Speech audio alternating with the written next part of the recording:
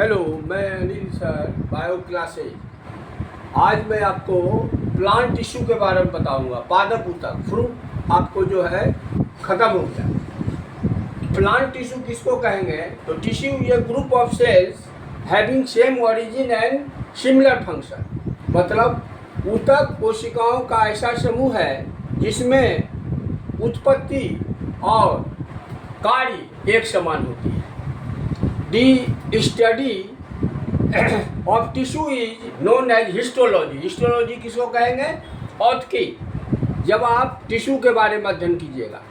और the establishment of this branch was developed by Italy scientist मार्केलो माल्फिगी। मार्केलो माल्फिगी जो है ये इटली के वैज्ञानिक थे और इन्होंने इस ब्रांच की स्थापना की। मार्केलो माल्फिगी इटली के थे। फिर इनका नामांकन इस ब्रांच का उन्होंने रखा, मायर ने रखा 1819 में। और फिर इस टिश्यू का शब्द जो है देने वाला सर्वप्रथम बिचेट था, 1771 से 1802। अब in the body of plants,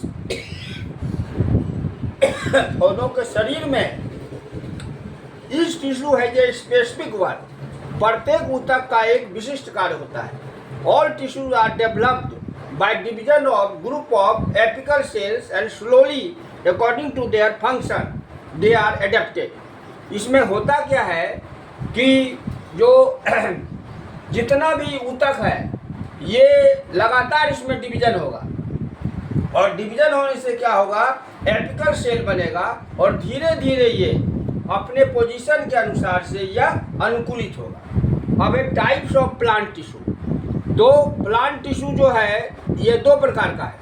meristematic tissue जिसमें पावर ऑफ डिवीजन होगा, और परमानेंट टिश्यू जिसमें पावर ऑफ डिवीजन नहीं होगा। तो टाइप्स ऑफ प्लांट टिश्यू में the dividing power of the cells of tissue plant tissue are two types, meristematic tissue और permanent tissue. Meristematic tissue और permanent tissue.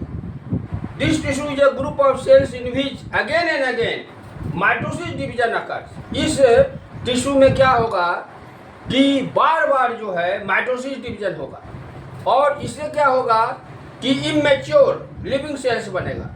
और यह ऊतक छोटा होगा, अंडाकार होगा और बहुभुजी होगा, और इसकी दीवार सेलुलोज की बनी होगी।